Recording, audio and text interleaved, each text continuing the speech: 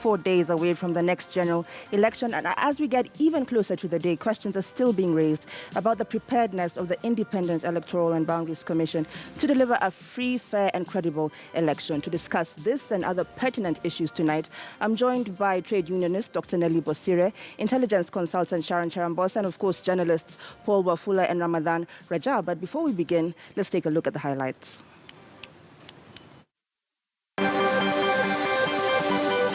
We want President Kenyatta to come clean on his hand and his family links with the Dubai farm and state his interests in the contract that the farm was awarded. Those concerns can actually be raised against another farm which is printing. The fear is that there will be more ballot papers printed, among other fears. And I believe if a team goes and participates in the whole process, it will be the best way to address those concerns. SRC has given guidance since March, had given guidance on what needs to be followed. And on 9th of June, it gave further guidance to the governors. Now, it is now emerging that the president and Jubilee officials might have strong links with the firm contracted to print ballot papers, according to the Star newspaper. Chairman Majid Al Ghurair hosted the president in Dubai and later led a Dubai Chamber of Commerce delegation to Nairobi. NASA presidential candidate Raila Odinga made the same claim. Let's have a listen in. This development is ill-advised and unfortunate. It casts a dark shadow which could have been avoided over the credibility of the August elections. Information currently in our possession indicates that the firm has long had contact with senior Jubilee officials for at least 3 years. Right, so Raila, they're making a claim against the IEBC again, as we had discussed earlier. I'll start with you, Paul. What do you make of this whole situation? Is he crying wolf? Is he making noise about nothing? I mean, if you look at the strategy that NASA is employing right now, it doesn't look new to me. And I sympathize because if you look at what they're doing, it's like they've already decided that they're going to lose this election.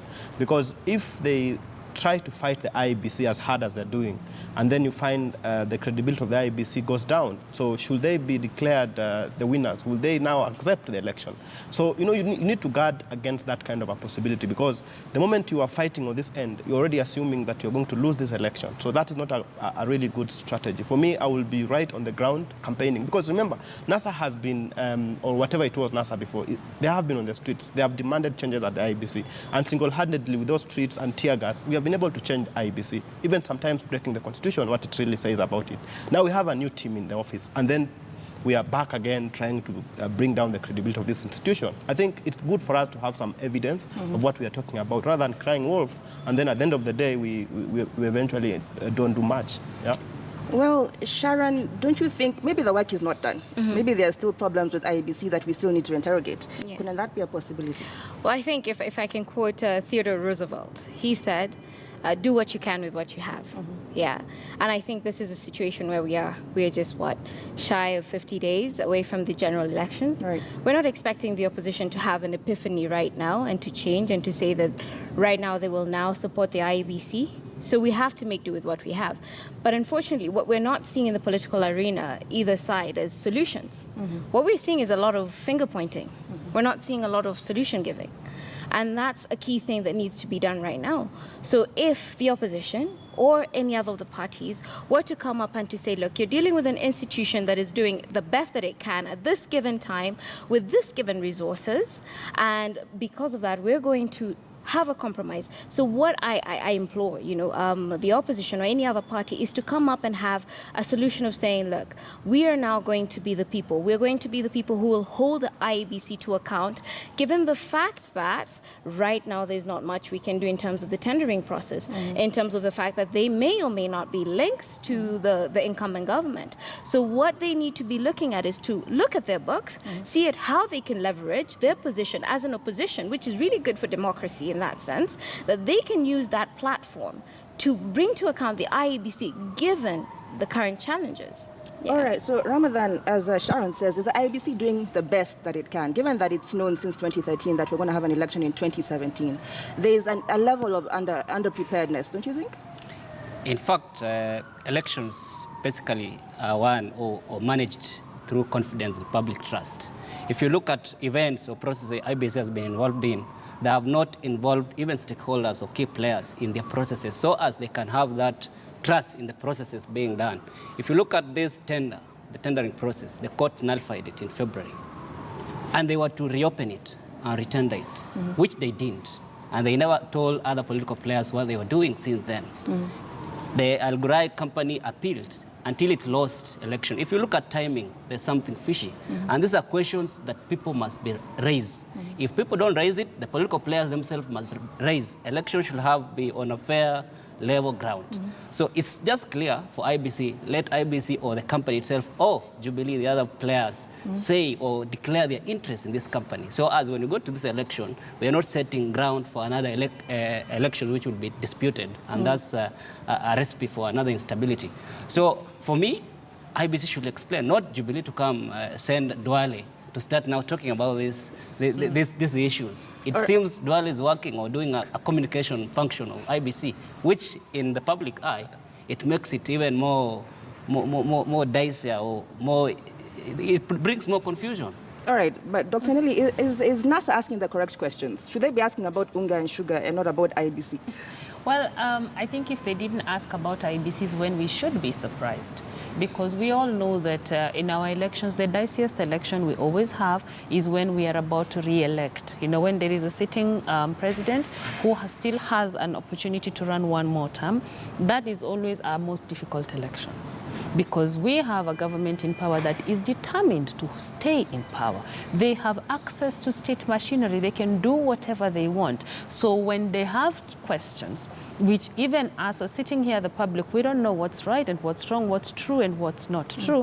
What do you expect the opposition to do? This is exactly what we expect them to do. It's a function of the opposition. Absolutely. That's what that's why they're the opposition. So we don't expect them to do anything differently.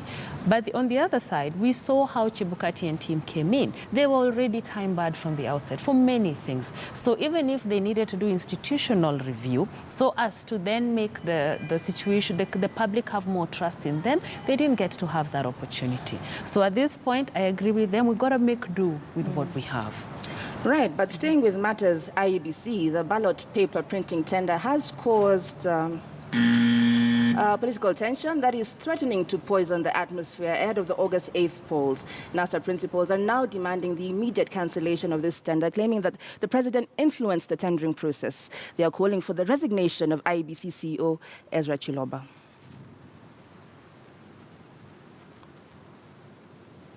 Senior IEBC officers, CEO Ezra Chiloba and Mrs. Kasait are currently the single most serious threat to the holding of a free and fair election on 8th August 2017. These two should immediately step aside and an investigation should be commenced into their conduct and tenure at the IEBC. We want President Kenyatta to come clean on his hand and his family links with the Dubai farm and state his interests in the contract that the farm was awarded. The interest, in our view, is clear. The president and his Jubilee team are looking for a farm that can supply extra ballots secretly, as was the case in 2013. Tunataka tume ya uchaguzi iondolee mbali ile sabuni wamepewa hii kampuni ya utata ya Al Ghurair kutoka Dubai. Right, so the opposition there posing many different questions, one of them alleging that there's the president has a family member who is somehow in cahoots with this company. What do you make of that, Paul Wafula? Because if the president, if these allegations are true, and he does have connections with this company, what is to say that there's no possibility that printed ballots, for example, could be printed? I mean, they raise very, very solid and, I mean, heavy. The matters are really weighty if you look at it. And look at the people who are being mentioned. I mean, this is a president. This is really a candidate in the next election. So you cannot ignore what they're saying. And Julie, if you remember, we are coming back to where we were last time.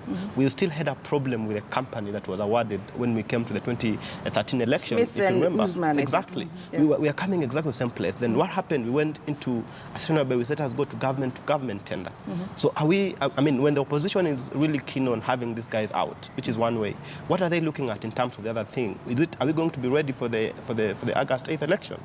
Because if you go through the normal tendering process, we need about 60 days. It will be impossible to put somebody in place to do that. Right. So are we going again into a government tender, or what situation are we going in? So as you come up with all these issues, you have to look at in terms of the end of it, what are we going to do? But it shocks me.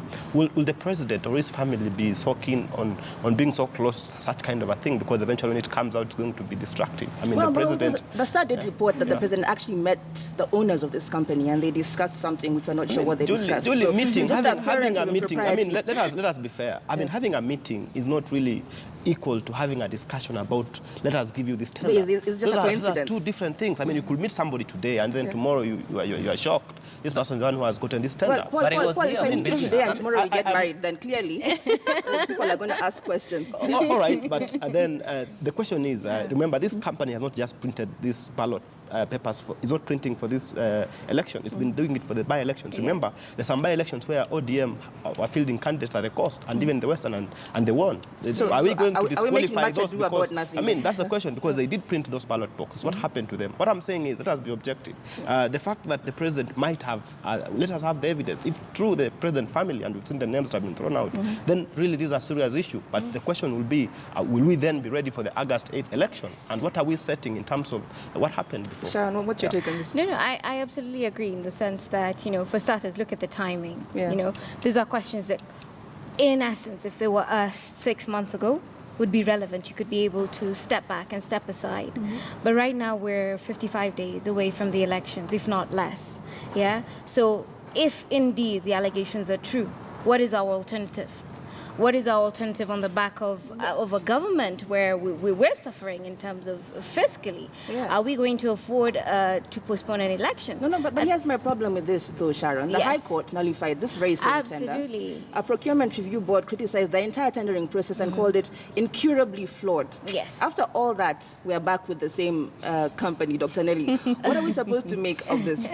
We're flogging a dead horse. We're either going to have an election on the 8th or we postpone the election. But if we intend to hold this election on the 8th, we are going into these elections with all these glaring problems. For me, I think we should IEBC should you should actually sit back and say, look, here clearly we're not going to win public trust on this end. Okay, we're here, we're stuck here, we'll do what we can and get these papers here, but then let us find other ways of reinforcing the election to at least give confidence that this is one aspect of the election and it shouldn't be the reason why the whole election should flop. The challenge was that when early on the first thing we did was to run to Parliament and amend the law to allow an alternative method of submission of results, which we all know is where we have fears for. But I haven't really seen IEBC come out very, very strongly to try and restore the faith in people that the electronic system must work. Because if our electronic system must work and it is not hacked, then the issues we're debating now could easily be then managed. But then they're just sitting there saying, no, you shouldn't be making noise about this. You're not going to stop the opposition from talking. But you, as the IEBC, need to distance yourself from the government and say, we are an independent body, we have an election to conduct, and we need to gain public confidence that we want to do this right. Ramadan, do they have our confidence? Do they have our trust? I think maybe they think they can buy that confidence in a shop. What is important? Yeah? I want just to respond to my brother Afula here about this issue of conflict of interest between the president. When the CEO of Al Ghurair visited leading a delegation of a Chamber of Commerce. They were here looking for business. They met the president. The president went to Dubai, he met them.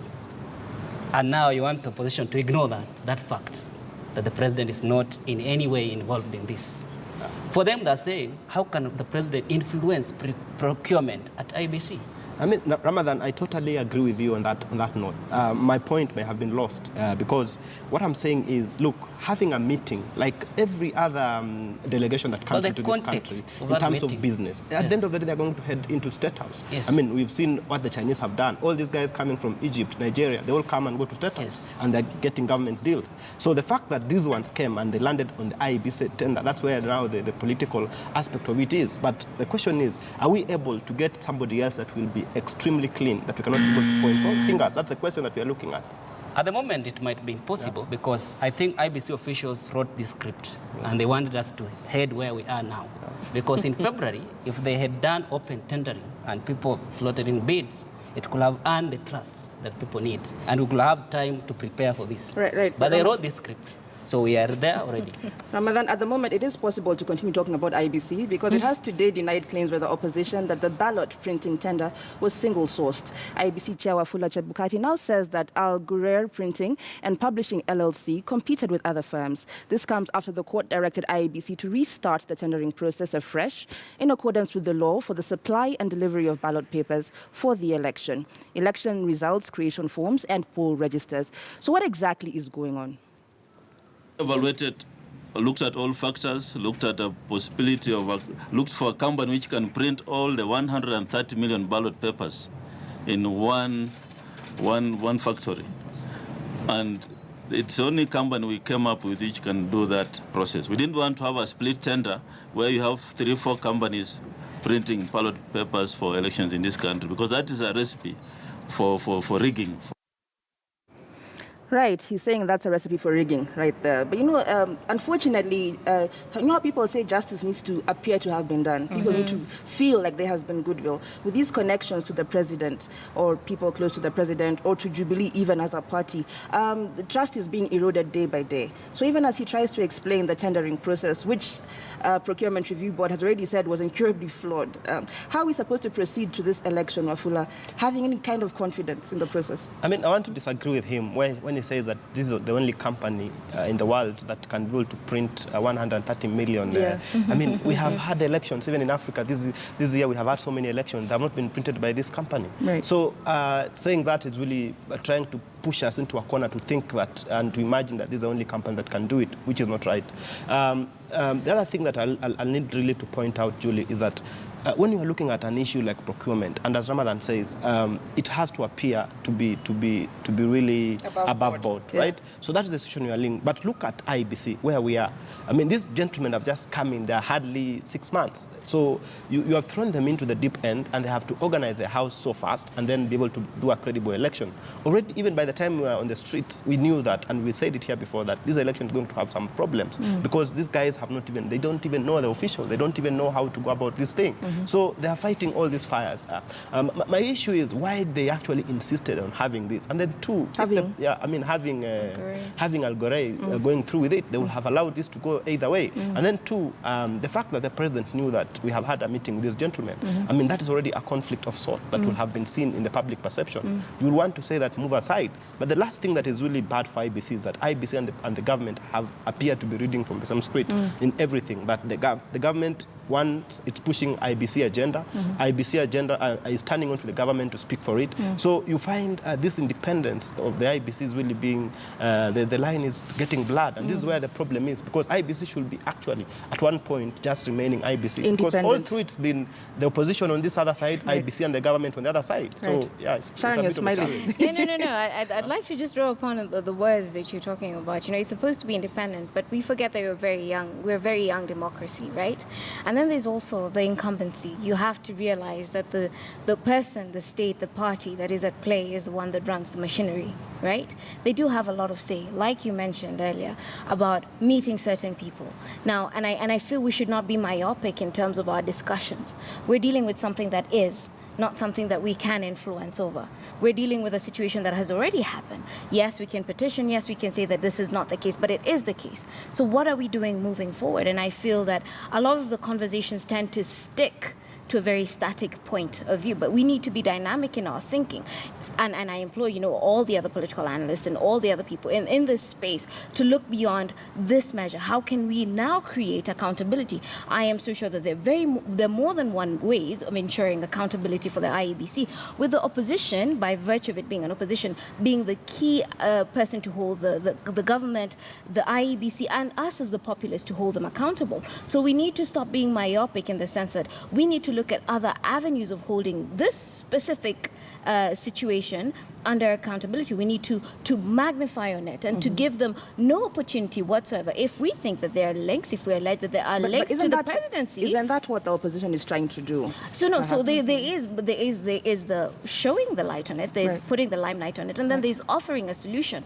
We can point fingers till the cows come home, but at the end of the day, what we need to do is to offer solutions. So yes, we realize that there may or may not be a conflict of interest. So what are we doing to address that? What is the opposition? What are we as a populace doing that? What is the media doing to try to hold the IEBC accountable? Right, I'll just pick up on your point, Sharon, and ask Nelly, what can we do?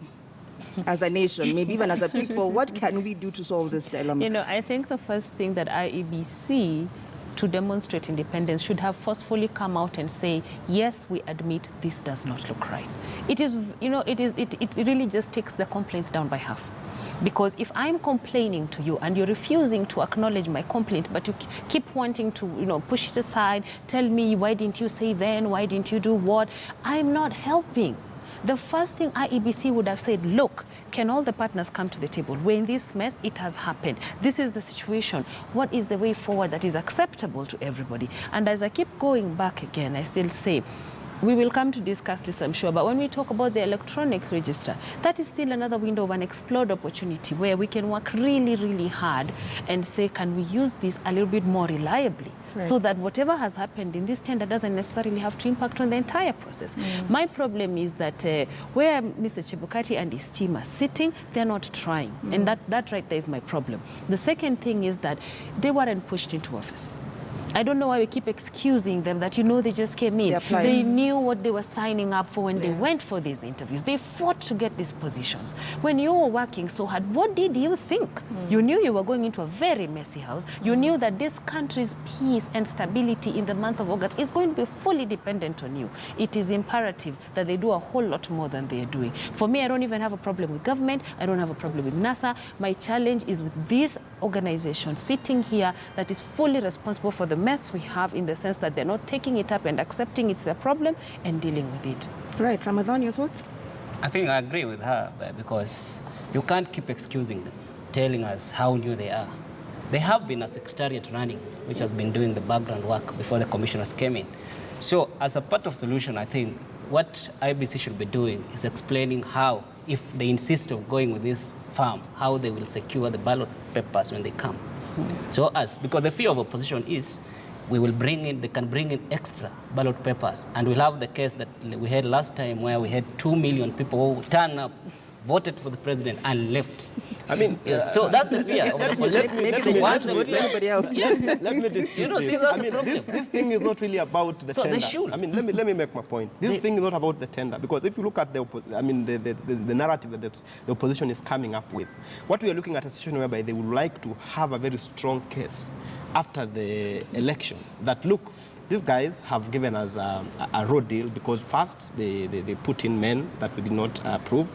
2, these men have given a tender to a company that we had a problem with. 3, we have had the issue of the electronic thing coming. So it's a case that they are building. And trust me, at the end of it all, come August 8th, depending on the result, the way it goes, these are some of the issues that are going to come. What so could look have at been the ideal cure for that?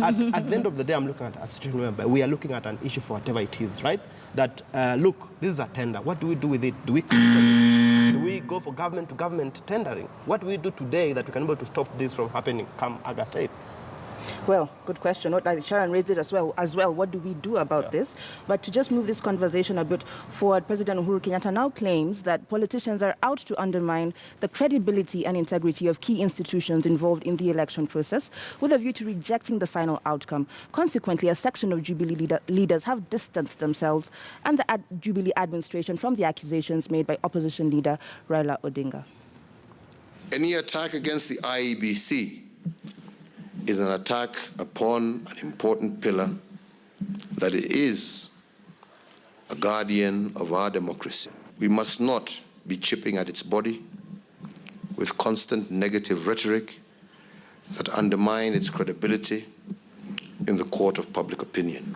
They must not be harried by politicians or marred by partisan political warfare. So, hii maneno ya vitisho kila siku, mara ni ballot papers, mara ni teknolojia, mara ni hii, mara ni ile. Hata kama Raila hatakuwa kwa ballot, tutakamua ng'ombe asubuhi. You stop the printing from going on. Do you want elections? When you stop purchase of equipment, do you really want elections? Right, so interesting reactions there. I think the bottom line is whether you like it or not, this company is going to print these ballot papers. And I think, Paul, you mentioned about the Jubilee government or the president being perhaps a bit close to the company printing these ballot papers, and also defending the IEBC. That is exactly now where the president misses the script. Because at this point, you will want to take a step back. You will not want to be the first person to jump in and be able to defend it. Because the moment you are defending it, it's already very clear that you know something more than we do not know. Because ideally, you will want to ask and find out, is it true this tender has been awarded in a very, in a fishy situation? Because even you as a candidate, will you not be concerned to know that, will you not be concerned to be sure that, that actually the procurement process and the firm doing it is doing it right? So if you already come and take a position with the IEBC, it already means that you've already had a discussion and you're aware about everything that's going on.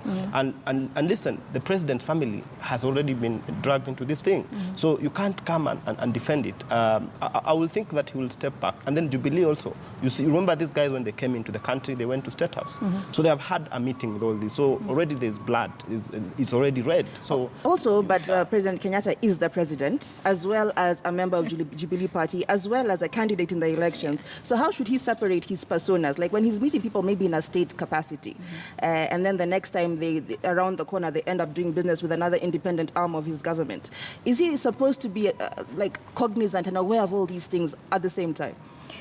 I think in a democratic utopia, absolutely, you should be able to separate yourself from being the state, from being a candidate, and also being the person who's behind. You're the person running the state machinery that should give a credible election. Right. So in a democratic utopia, which we are not in, we're a very, very young democracy, and I keep on saying that. But we're young, Sharon. At the same time, there are people who are much older than us, and we can learn from them. Why must we make mistakes? No, it does not mean that you have to fall into the same hole. What it means is some of these things we have to learn and to take them as they are, whether it's face value, whether it's taking them on virtue of the experience that we've had as a democracy, right? Yeah. If you look regionally, if you look at Africa as a whole, right, we cannot now start and bring, Western ideologies and try and fit them into an African sphere.